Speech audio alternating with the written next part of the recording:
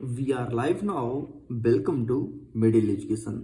सो कैसे हैं आप सब। आपके सामने कक्षा 9वीं की हिंदी के उन सभी क्वेश्चंस को टिक कराने जा रहा हूं जो इस वर्ष आपके फाइनल एग्जाम में देखने को मिलेगा।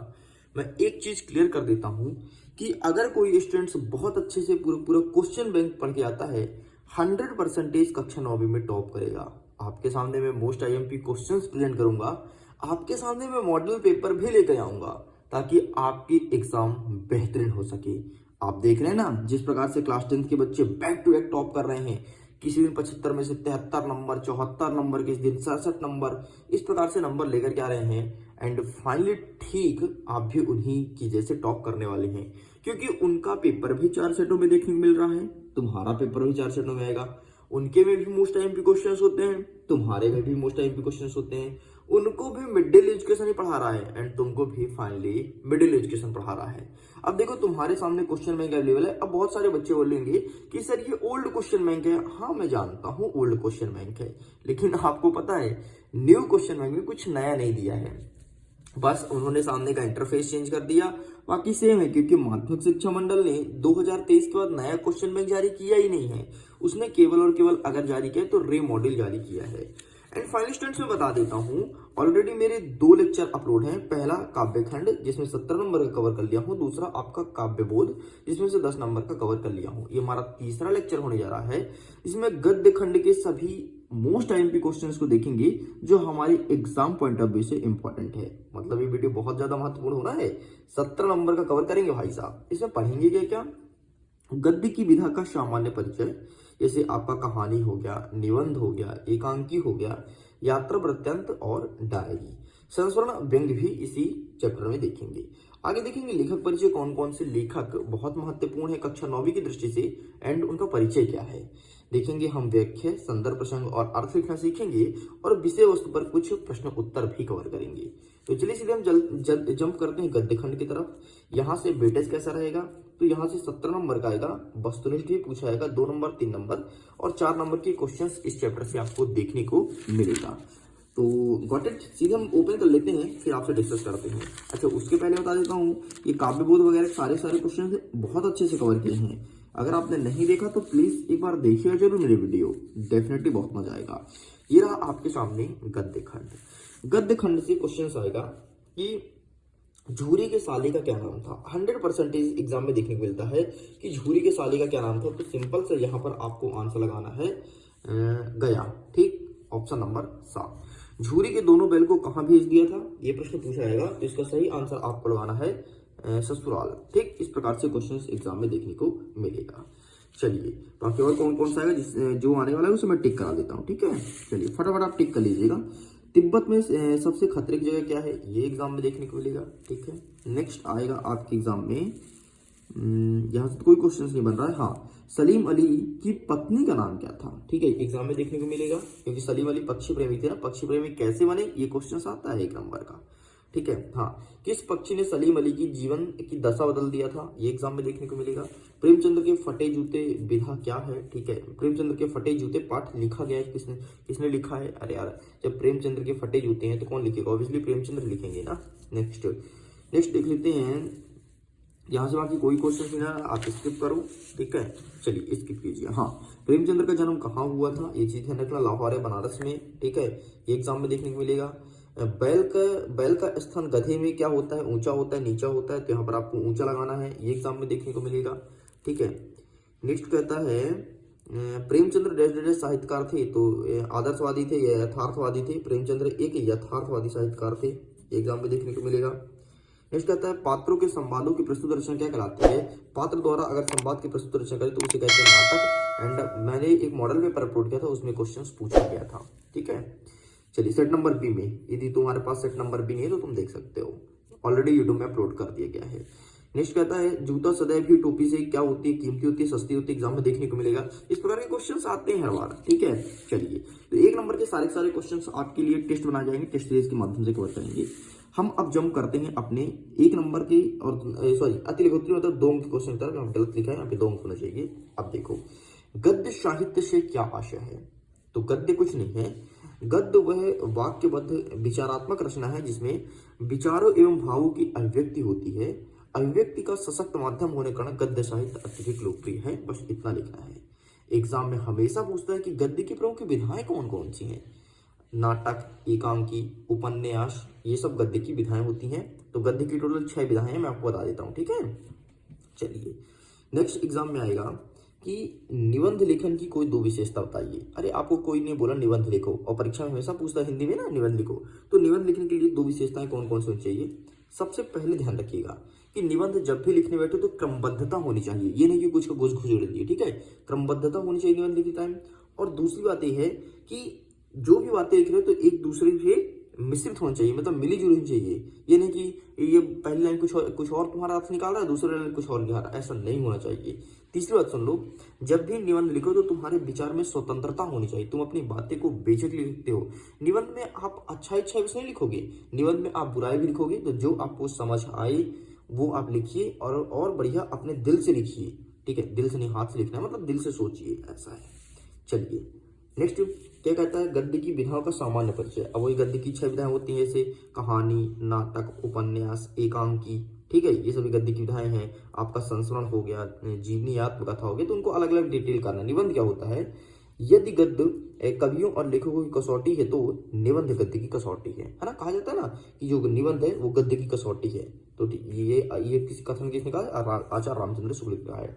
नाटक क्या है, नाटक एक प्रमुख दृश्य काव्य है, यह अभिनय परक विधा है, इसमें संपूर्ण मानव जीवन के रोचक वर्णन करता है। कहानी क्या है, कभी कभी सीधे पूछता है कि कहानी का अर्थ क्या होता है। कहानी का मतलब होता है कहना, जो कुछ भी कहा जाए वही तो कहानी है ना। नहीं बोलते आओ चलो कहानी सुनाते हैं, अरे कहानी मतलब कुछ और नहीं है भाई, कहना, तुम जो कह दो वो कहानी है। सुने होंगे एक था राजा एक थी रानी, 2 नंबर एक खत्म कहानी, ऐसे खूब बताते थे पहले छोटे में। नेक्स्ट कहता है उपन्यास। उपन्यास एक बृहद आकार का आख्यान या वृत्तांत है जिसके अंतर्गत वास्तविक जीवन के पात्रों और कार्यों का चित्रण होता है। उपन्यास मतलब होता है कि किसी व्यक्ति के बारे में वास्तविक जीवन पे लिखो, मतलब ऐसे झूठ झपाट नहीं, कहानी टाइप से नहीं, एकदम वास्तविक लिखो, उसे कहेंगे उपन्यास। एग्जाम में देखने को मिलेगा, 100% देखने को मिलेगा। नेक्स्ट कहता है एकांकी की 2 विशेषता बताओ। तो नाम से स्पष्ट है, एकांकी। एक अंकी मतलब इसमें 1 अंक होते हैं और इसमें पात्रों की संख्या कम होती है ना। बाकी यहाँ तो कई सारी हैं, मैं तुमको लाख बता दूं, है ना। तो लेकिन आपको केवल 2 पूछे तो 2 ही लिखना है, और 2 नंबर का ही प्रश्न पूछेगा हमारे परीक्षा में। नेक्स्ट कहता है प्रेमचंद्र की साहित्यिक 2 विशेषता बताइए। तो प्रेमचंद्र का साहित्य बहुत व्यापक था, आपको पता है, साहित्य के गुरु कहलाते थे प्रेमचंद्र। साहित्य इनसे बेहतर तो कोई जानता ही नहीं था ना, तो वो लिखता था। और भाई उपन्यास लिखने के मामले में भाई साहब, है ना, इनकी भाषा बड़ी अच्छी होती थी, सरल और सहज होती थी, ठीक है। यहाँ पे सजीव लिखा है, तुम सहज लिख देना, सरल और सहज। चलिए जी आगे बढ़ते हैं। प्रेमचंद्र की दुरष्टाएं, इसके लिए अलग से सेपरेट वीडियो लेकर के आऊंगा, उसमें कवर करूंगा, ठीक है, टेंशन मत लो। ये क्या लिखा है, हरिशंकर परसाई की दुरष्टाएं, इसके लिए भी सेपरेट वीडियो लेकर के आऊंगा। मतलब ये जितने लेखक है ना, ये किस प्रकार से लिखना है ट्रिक से वीडियो लेकर के आऊंगा, ठीक है, टेंशन कोई बात नहीं। हाँ, अब चलो रेडी हो जाओ, चैप्टर से कौन कौन से क्वेश्चन आएंगे। कांजी हाउस में कैद पशुओं की हाजिरी क्यों ली जाती थी। तो जरा कहानी सुन लो कि कांजी हाउस में जो पशु रहते थे वो रहते थे आवारा। तो आवारा पशु रहते थे, जब कोई इसको लेकर के आता था तो उनका रिकॉर्ड रखना पड़ता था, और रिकॉर्ड के आधार पर जो पशु का मालिक होता था उनसे जुर्माना लेना पड़ता था। और अगर वो मालिक छुड़वाने आता है पशु को तो बढ़िया उनको बकायदे दी जाती थी, ठीक है। और अगर वो नहीं आता था तो बढ़िया उनकी क्लास लगाई जाती थी, वहीं पर उनको खाना वाना सब देते थे, बढ़िया वहीं रखते थे। इसलिए कांजी हाउस में पशु की हाजिरी ली जाती थी, ठीक।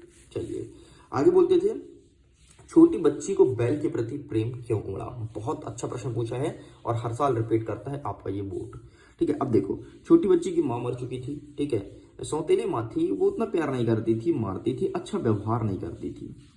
तो वह बच्ची अपने आप में बहुत एकदम अकेलापन का महसूस करती है, होता है कि एलान है यार, हम माँ भी प्यार नहीं करती, भाई भी प्यार नहीं करता, बाप भी प्यार नहीं करता, कहाँ जाए। तो बस उसे भी ऐसा अकेलापन फील होता था। और उसने देखा कि उसके पास जो बैल थे हीरा और मोती, उनकी माँ भी बिछड़ चुकी थी, वो भी अत्यंत दुखी थी। तो उसको लगा कि यार इनकी भी तो माँ नहीं है, इन बेचारों के दिल में क्या बीतती होगी, है ना, हमारे जैसे इनका भी तो दर्द होता होगा, लेकिन ये बयां नहीं कर पाते, हम बयां कर देते हैं। इसलिए उसके प्रति प्रेम उमड़ा था और लिपट के रोने लगी थी हीरा मोती से। और आपको पता है, इतना ही नहीं, उसको जो रोटी मिलता था तो एक एक रोटी उन्हें भी खिलाती थी, किसको, हीरा और मोती को, है ना। प्रेम होता है यार, प्रेम एक बार किसी से हो ना जाए, चाहे वो जीव जंतु हो या फिर कोई इंसान, बहुत खतरनाक होता है। इसीलिए प्रेम तभी करो जब प्रेम सहने की क्षमता हो, वरना प्रेम के बड़े गंदे गंदे परिणाम इंसान देखा है। गंदे मतलब मृत्यु तक जाते, गंदे मतलब कुछ और मत समझना। तुम्हारी विचारधारा भी ना कहाँ से कहाँ लपटते रहती है।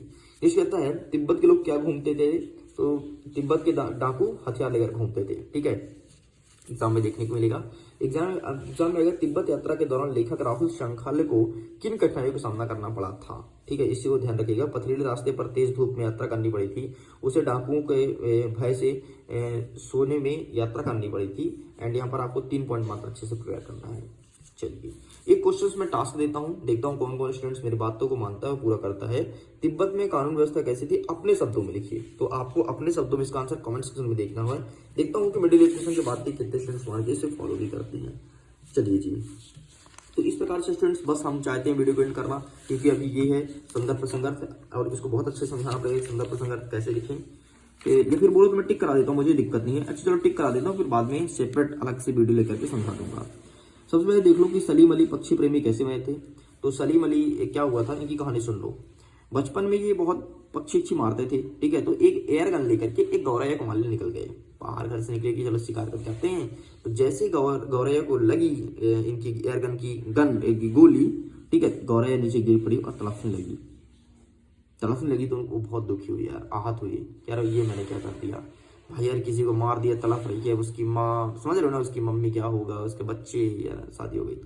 तो इस प्रकार से उनको बहुत दुख हुआ था और यही दुख के कारण वो पक्षी की सेवा में जुट गए थे और उस दिन से कसम खा ली कि आज से हम शिकार नहीं करेंगे और मुड़कर भी नहीं देखे। ठीक, ये कहानी थी। तो एक गौरैया ने इनकी जिंदगी बदली थी। गौरैया, ध्यान रखना, परीक्षा में 1 नंबर का प्रश्न पूछता है कि इनकी जिंदगी किसने बदली, तो गौरैया। चलिए, अब कुछ हम देख लेते हैं गद्यांश और पद्यांश। पद्यांश तो मैंने पहले देख लिया। गद्यांश कौन कौन से आएंगे, तो आपको पहले नंबर को टिक करना है। जानवरों में गधा सबसे ज्यादा बुद्धिमान समझा जाता है, इसे टिक कर लीजिएगा, एग्जाम में 100% देखने को मिलेगा। नेक्स्ट आपको विलासिता वाला टिक करना है और तीसरा आपका हो गया हम संस्कृति अस्मिता। ठीक, ये तीनों चीज को अच्छे से प्रिपेयर कर लेना। आगे बढ़ते हैं, नेक्स्ट और टिक करा देते हैं जो आ रहा है एग्जाम में।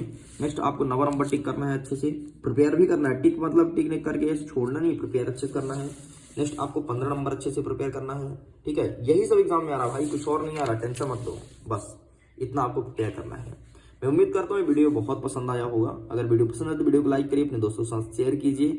टेंशन मत लो, क्वेश्चन बैंक को लेकर के क्वेश्चन बैंक दोनों सेम है। ठीक है, और आपके मन में कोई डाउट हो तो आप मेरे से पूछ सकते हैं बेझिझक इंस्टाग्राम पर मैसेज करके, लिंक डिस्क्रिप्शन बॉक्स में दिया गया है। और एग्जाम के पहले एक डोज मिलता है जिसे कहते हैं बूस्टर डोज। क्लास 10 के बच्चे खूब फायदा उठा रहे हैं उस बूस्टर डोज का, तो बूस्टर डोज भी आप देखिएगा। इसके लिए आप जुड़िए फेसबुक में। मैं वीडियो करता हूँ एग्जाम के लिए। All the best, bye bye.